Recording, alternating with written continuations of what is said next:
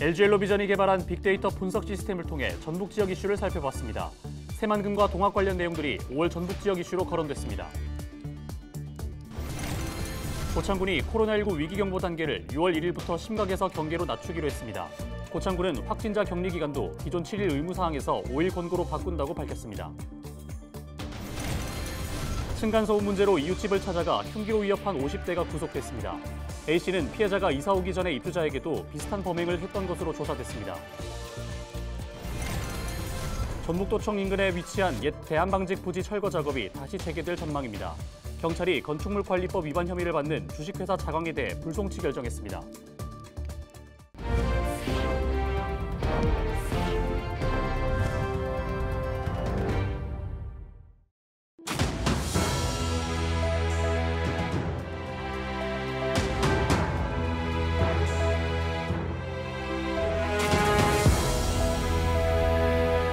시청자 여러분 안녕하십니까? 헬로티비 전북뉴스입니다. LG엘로비전이 개발한 빅데이터 분석 시스템을 통해 우리 지역 이달의 이슈를 살펴보겠습니다. 새만금과 동학 관련 내용들이 5월의 전북 지역 이슈로 거론됐습니다. 최근 한 달 동안 언론에 보도된 전북 지역 주요 키워드를 이나라 기자가 정리했습니다. 최근 한 달 동안 언론에 나온 전북 지역 주요 키워드입니다. 첫 번째 이슈는 부안군에서 김제시, 군산시까지 이어지는 간척지인 새만금입니다. 연관 키워드로는 잼버리와 스카우트, 청소년 등이 꼽혔습니다. 각국의 청소년들이 함께 야영하는 세계 스카우트 잼버리가 부안 새만금 일대에서 열리기 때문입니다. 언론은 개최가 2달밖에 남지 않았지만 5월 초 폭우로 잼버리 야영지가 침수되는 등 준비가 부족하다고 지적했습니다. 우려가 계속되자 한독수 국무총리와 김현숙 여성가족부 장관, 세계 스카우트 잼버리 조직위 등이 잇따라 잼버리 개최지를 찾아 준비 상황을 점검하고 나섰습니다.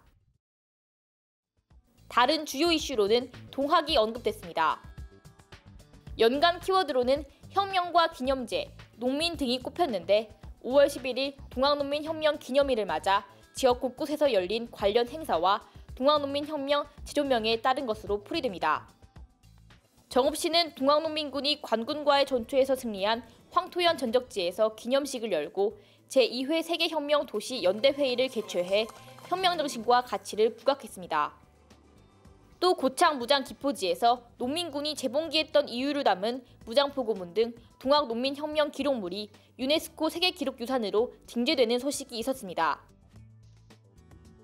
또 다른 주요 키워드로는 농가로 본격적인 영농철을 맞아 냉해 피해와 일손 부족을 다루는 기사가 쏟아졌습니다. 연관 단어도 재해와 일손, 계절 등으로 나타났습니다. 전북 지역은 배와 사과, 복숭아를 중심으로 2,000헥타르가 넘는 냉해 피해가 발생한 것으로 조사됐습니다. 개화기에 갑작스럽게 기온이 내려가는 등 이상 기온이 원인으로 꼽힙니다. 그뿐만 아니라 일손 부족도 주요 문제로 떠올라 지역 공무원 일손 돕기와 외국인 계절 근로자 투입 등에 대한 기사도 나왔습니다. 헬로티비 뉴스 이나라입니다. 층간소음 문제로 이웃집을 찾아가 흉기로 위협한 50대가 구속됐습니다. 김제경찰서는 특수협박 혐의로 50대 A씨를 구속해 조사 중이라고 30일 밝혔습니다. A씨는 지난달 10일 밤 10시쯤 김제시의 한 아파트에서 아래층에 사는 20대 B씨에게 흉기를 들고 찾아가 협박한 혐의를 받고 있습니다. 경찰 조사 결과 A씨는 층간소음이 난다는 이유로 B씨를 찾아갔던 것으로 파악됐습니다. A씨는 B씨가 이사 오기 전에 입주자에게도 비슷한 범행을 했던 것으로 조사됐습니다. 고창군이 코로나19 위기경보 단계를 6월 1일부터 심각에서 경계로 낮추기로 했습니다. 고창군은 확진자 격리 기간을 기존 7일 의무사항에서 5일 권고로 바꾼다고 밝혔습니다. 다만 병원 끝 미상 의료기관과 입소형 감염 취약 시설에 대해서는 실내 마스크 착용 의무를 유지합니다. 방역조치 완화로 일상생활에서의 불편은 줄어들지만 여전히 코로나19에 대한 주의가 필요하며 앞으로도 감염병 예방을 위한 개인 방역 수칙 준수와 국민의 안전을 최우선으로 하는 고창군 보건행정이 되겠습니다.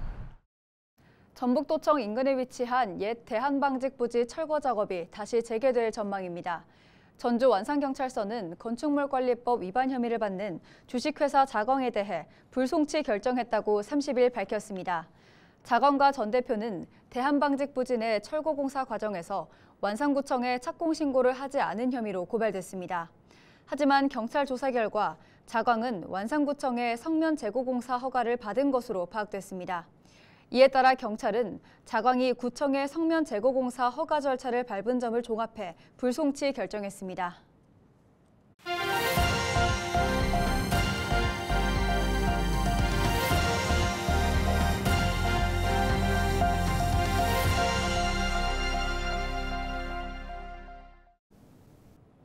충북은 11개 시군 가운데 절반이 인구 소멸 지역입니다. 인구 절벽 위기 가운데 지자체들의 출산 장려금 정책은 그야말로 쩐의 전쟁을 방불케 하고 있는데요.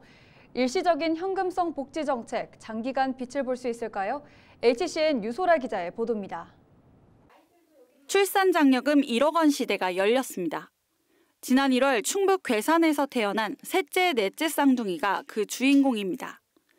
괴산군 셋째야 이상 출산 장려금이 지난해까지 2천만 원에서 올해 5천만 원으로 대폭 올랐는데 충북도 출산 육아수당 1,000만 원과 정부 첫 만남 이용권 200만 원이 포함됐기 때문입니다. 올해 2003년 출생아부터 1,000만 원이라는 좀 어떻게 보면 도에서 파격적인 사업을 시작했습니다. 이거를 계기로 아이들을 낳고 이제 기르는데 가장 필요한 것이 경제적인 지원이다. 이런 면에서 앞으로 효과가 있을 것으로 보고.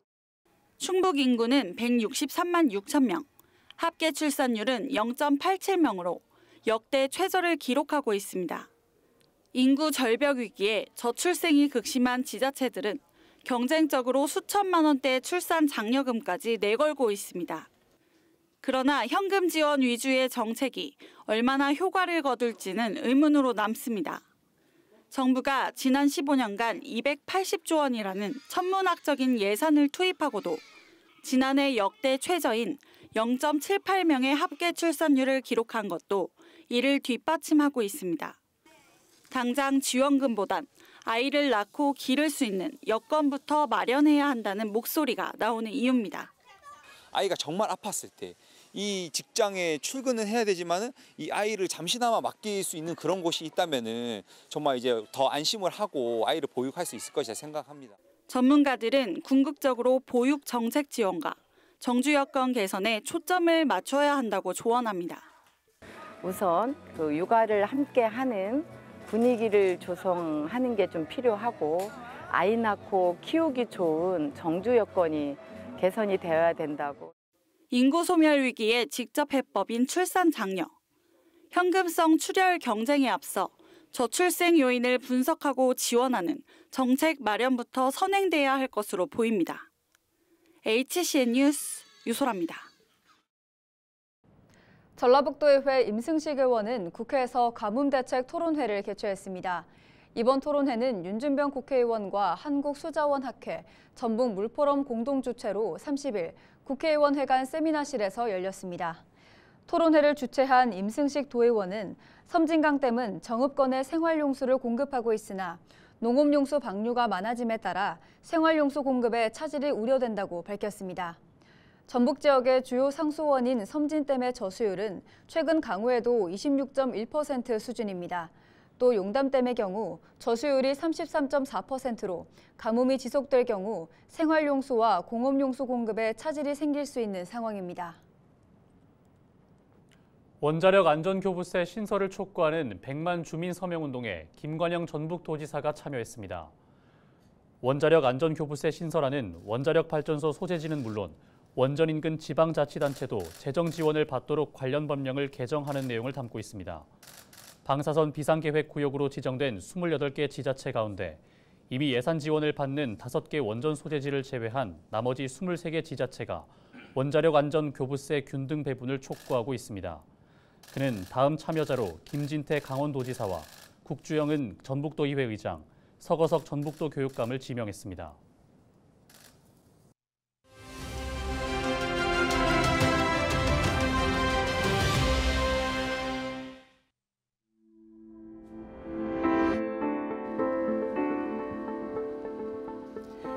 지난 주말부터 집중호우와 태풍 소식이 함께 뉴스에 오르기 시작했습니다.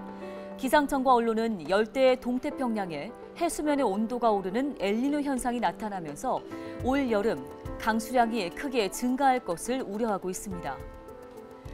여름 우기를 앞두고 집중호우와 태풍 피해 대비가 그만큼 시급한 상황인데요. 정부는 5월 중순부터 전국 2,000여 개 건설 현장에 우기 대비 안전 점검을 시작했고 지자체들도 비 피해 취약 지역 점검과 산과 하천 사방공사 마무리에 집중하고 있습니다.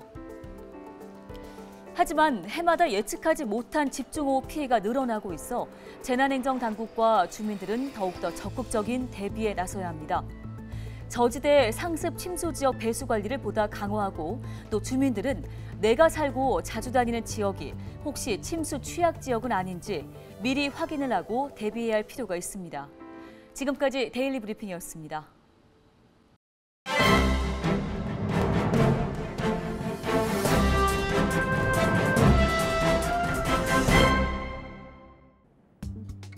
신문 브리핑 전북 도민일보 기사입니다.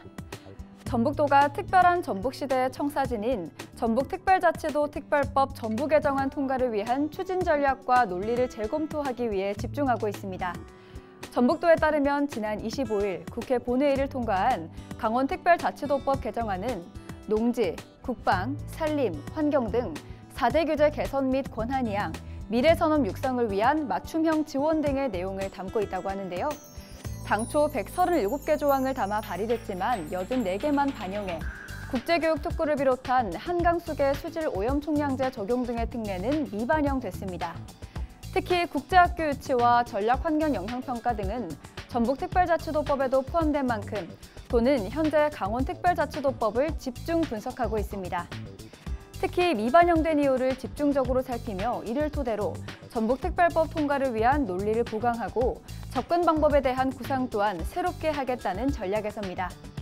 이런 가운데 국가 차원의 지원을 논의하는 전북특별자치도 지원위원회 첫 회의 일정이 잡혔는데요.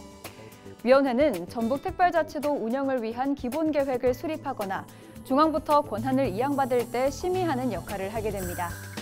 이에 도는 개정안 통과를 위한 논리를 통해 6월부터는 중앙부처와 국무조정실을 대상으로 설득에 더욱 집중한다는 계획이라고 신문은 밝혔습니다. 지금까지 신문 브리핑이었습니다.